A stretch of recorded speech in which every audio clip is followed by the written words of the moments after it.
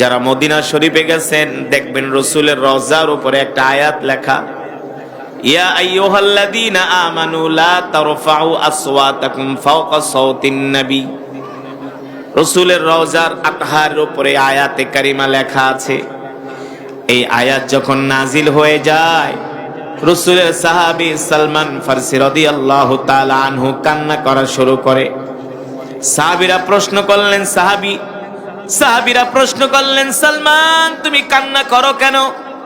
সালমান ফারসি শুধু কান্নাই করে নাই, এই আয়াত নাজিল হওয়ার পরে তিনি মরুভূমির মধ্যে চলে গেছেন, একটা গাছের নিচে বৈশা বৈশা ছোট মাসুম বাচ্চার মতো কান্না করতেছেন। তাকে মদিনায় পাওয়া যায় না। আল্লাহ নবী জিজ্ঞেস করলেন, আমার সাহাবী সালমান কোথায়? তাকে পাওয়া যাচ্ছে না। সাহাবীরা খুঁজতে খুঁজতে যেয়ে দেখলেন সালমান ফারসি মরুভূমির একটা গাছের নিচে বৈশা বৈশা কান্না করতেছে। সালমান ফারসিকে ডাকা হলো। সাহাবীরা জিজ্ঞেস করলেন, ভাই সালমান তুমি কান্না করো কেন? সালমান ফারসি বলেন, আজকে আল্লাহ তাআলা কোরআনুল কারীমের যে আয়াত নাজিল করেছেন, ইয়া আইয়ুহাল্লাযীনা আমানু লা তারফাউ আসওয়াতাকুম ফাওকা সাওতিন নবী ওয়া লা তাজহারু লাহু বিল কওলি কাজহরি বা'দিকুম লিবা'দিন আন তাহবাতা আ'মালুকুম ওয়া আনতুম লা তাশউরুন। এই আয়াতে কারিমার মধ্যে আল্লাহ তাআলা বলতেছেন, মুমিন সাবধান, ঈমানদারেরা সাবধান, তোমরা তোমাদের নবীর সামনে জোরে কথা বলবা না, উচ্চ আওয়াজে কথা বলবা না, যাতে তোমাদের নবীর আওয়াজের চাইতে যাতে তোমাদের আওয়াজ বড় না হয়। যদি নবীর আওয়াজের চাইতে তোমাদের আওয়াজ বড় হয় তাহলে আমি আল্লাহ বরদাস্ত করব না, ঠিক কিনা বলে? কিন্তু সালমান ফারসি তার বয়স হয়েছিল 250 বছর। কত বছর? জোরে বলেন। এখনো তিনি কালেমা পড়ে মুসলমান হয় নাই। বয়স হয়েছিল 250 বছর সালমান ফারসি। এটা ইসলাম গ্রহণ করার পরের ঘটনা। কিন্তু সালমান ফারসির বয়স হয়েছিল 250 বছর। সালমান ফারসি যখন কথা বলতেন তার গলার আওয়াজ একটু বড় ছিল। দেখবেন কিছু মানুষ আছে আস্তে কথা বললেও জোরে শোনা যায়, আছে না? সালমান ফারসির গলার আওয়াজ ছিল এমন, আস্তে বললেও জোরে শোনা যেত। এই কারণে সালমান ফারসি আয়াত নাজিল হওয়ার পরে ভয়ে কান্না করতেছেন, আমি যদি আল্লাহ রসুলের সামনে কথা বলি আর নবীজির আওয়াজের চাইতে যদি আমার আওয়াজ বড় হয়ে যায় তাহলে তো আল্লাহ বরদাস্ত করবে না, বেয়াদবি হয়ে যাবে, ঠিক কিনা বলে? দেখেন সাহাবীরা আল্লাহর কোরআনের আয়াতকে কিভাবে ভয় পেত, কিভাবে তারা আল্লাহর কোরআনকে মানত, কিভাবে আল্লাহর কোরআনকে ভালোবাসতো, ঠিক কিনা বলেন? অথচ আল্লাহ তাআলা বলছেন তোমরা সুদের ধারে কাছেও যেও না। ইয়া আইয়ুহাল্লাযীনা আমানু লা তাকুলুর রিবা, তোমরা সুদের ধারে কাছেও যেও না। অথচ বাংলাদেশের ম্যাক্সিমাম ঘরের মধ্যে সুদের ব্যবসা চলে, ঠিক কিনা বলেন? হারাম ব্যবসা চলে কি চলে না? অথচ এমন একটা আয়াত নাজিল হওয়ার পরে রাসূলের সাহাবী সালমান ফারসি ভয় পেয়ে গেলেন। এই সালমান ফারসি যার বয়স হয়েছিল 250 বছর, 150 বছর তিনটা ধর্ম পালন করেছেন তিনি, 3টা ধর্ম 150 বছর, 50 বছর পালন করেছেন খ্রিস্ট ধর্ম, 50 বছর পালন করেছে ইহুদি ধর্ম, 50 বছর তিনি মূর্তি পূজা করেছেন। 3টা ধর্ম তিনি 150 বছর পালন করেছেন। তার বয়স হয়েছিল মোট 250 বছর। কত বছর? 250 বছর হয়েছিল তার মোট বয়স। 3টা ধর্ম পালন কইরা কোন ধর্মের মধ্যেই মজা পায় না। এই সালমান ফারসির বাড়ি মক্কায়ও না, মদিনায়ও না, তার বাড়ি হলো পারস্যে। কোথায়? তিনি ছিলেন পারস্যের অধিবাসী, মক্কার কোনো মানুষ না, মদিনারও কোনো মানুষ না, তার বাড়ি হলো রোম, পারস্যে। সালমান ফারসির বাবা ছিলেন অনেক বড় একজন ব্যবসায়ী, বিজনেসম্যান। একদিন সালমান ফারসির বাবা বলে, বাবারে যাও তুমি আমার ব্যবসাটা দেখে আসো। এই কথা বলার পরে সালমান ফারসি ঘর থেকে বের হলেন বাবার ব্যবসা দেখার জন্য। রাস্তা দিয়ে হেঁটে হেঁটে যাচ্ছেন, দেখেন একটা গির্জার মধ্যে কিছু খ্রিস্টানরা বৈশা বৈশা ইনজিল শরীফের তেলাওয়াত করতেছে। সালমান ফারসি ওই গির্জার মধ্যে ঢুকলেন, ঢুইকা খ্রিস্টানদের ইনজিল শরীফের তেলাওয়াত শুনলেন, যাকে বলা হয় বাইবেল, যাকে বলা হয় বাইবেল, ইনজিল শরীফের তেলাওয়াত শুনলেন। তিনি দেখলেন ইনজিলের তেলাওয়াত ভালোই লাগে, কিন্তু যিনি পাদ্রী, খ্রিস্টানদের যিনি পাদ্রী, খ্রিস্টানদের যিনি ধর্মগুরু, তার কাছে মানুষ আইসা আইসা হাদিয়া দিয়া যায়। হাদিয়া, হাদিয়া বোঝেন তো? বলে, ও পাদ্রী, তোমার কাছে হাদিয়া গুলো দিলাম, তুমি মানুষদের মাঝে দান করবা, তুমি নিজেও খাবা। সালমান ফার্সি বলেন, পাদ্রীর কাছে মানুষগুলো হাদিয়া দিয়া যায়, ওই হাদিয়া গুলো পাদ্রী মাটির মধ্যে গর্ত করে মাটির কলসের মধ্যে ঢুকায় রাখে, নিজে খায়, মানুষদেরকে খাওয়ায় না। আমার সন্দেহ লাগলো, এই ধর্ম যদি সত্য ধর্ম হয়ে থাকে, এই ধর্মের আলেম এমন মানুষের সাথে ধোঁকাবাজি করতে পারে না। ঠিক কিনা বলেন?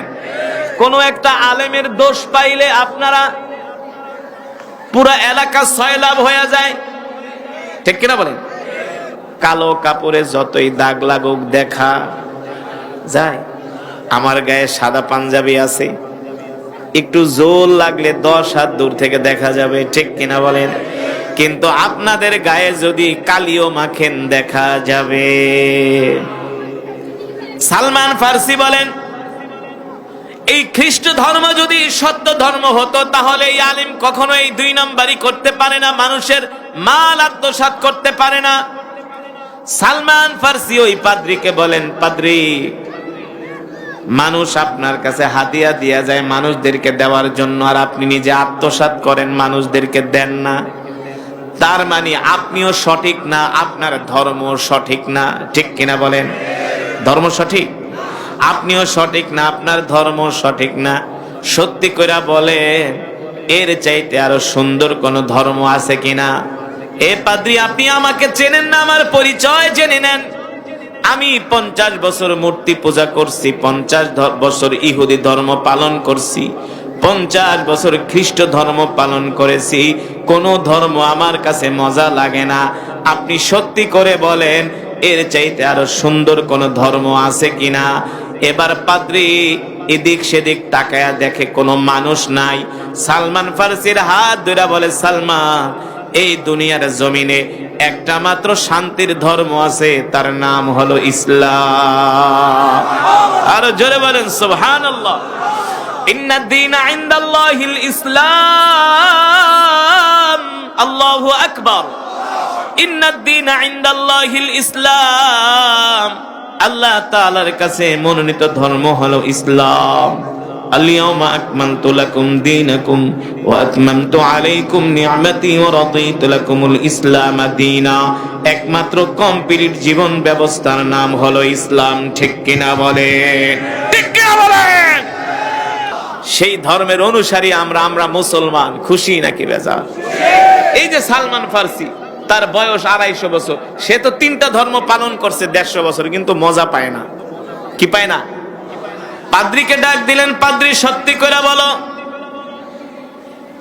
এর চাইতে আরো সুন্দর ধর্ম আছে কিনা?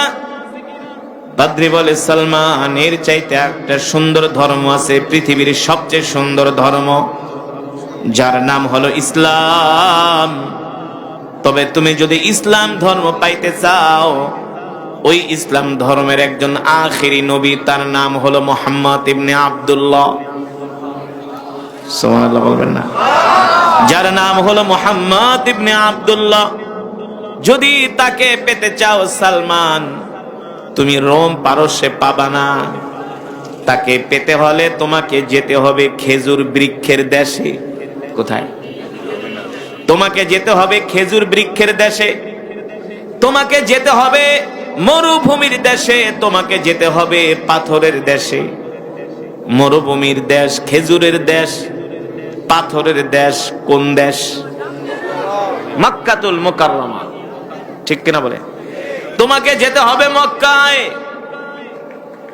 ও মুসলমান, দেখেন সালমান ফার্সি এবার ওই পাদ্রীকে বলে, সত্যি করে বলে, আমি কিভাবে যাব মক্কায়?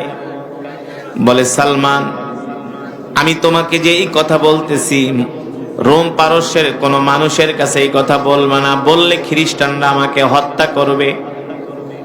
তবে আমি তোমাকে গোপন কথা বলে দিলাম, যদি পারো তুমি রোম পারস্য থেকে মক্কায় চলে যাও। ওই মক্কায় একজন আখিরি নবীর আবির্ভাব ঘটেছে, যার নাম হলো মুহাম্মদ ইবনে আব্দুল্লাহ। মুসলমান যদি ওই মুহাম্মদ ইবনে আব্দুল্লাহকে পেয়ে যাও, তিনি হলেন শেষ নবী, আখিরি নবী। তারপরে আর কোন নবীর আগমন ঘটবে না। সালমান যদি তাকে পেয়ে যাও, তার হাতে হাত রেখে কালেমা পড়ে মুসলমান হয়ে যাবে।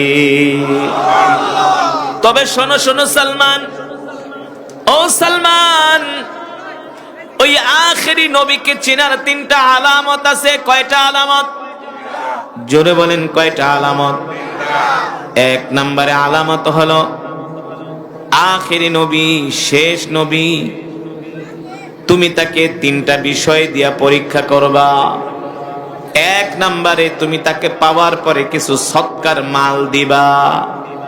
যদি সৎকার মাল খায় তাহলে বুঝবা সে সত্য নবী না, কারণ পয়গম্বররা কখনো সৎকার মাল খেতে পারে না। 2 নম্বরে তাকে হাদিয়া দিবা। যদি হাদিয়ার মাল গ্রহণ করে তাহলে বুঝবা সত্য নবী। আর 3 নম্বরে তার ডান বাহুর মধ্যে একটা গোস্তের টুকরা থাকবে, সেই টুকরার মধ্যে আল্লাহ তাআলা একটা শেষ নবীর সিল মেরে দিবে। আল্লাহু আকবার। এই সিল দেখে, মোহরাঙ্কিত সিল দেখে বুঝে নিবা তিনি শেষ পয়গম্বর, তারপরে আর কোন নবীর আগমন ঘটবে না। তবে সালমান, যদি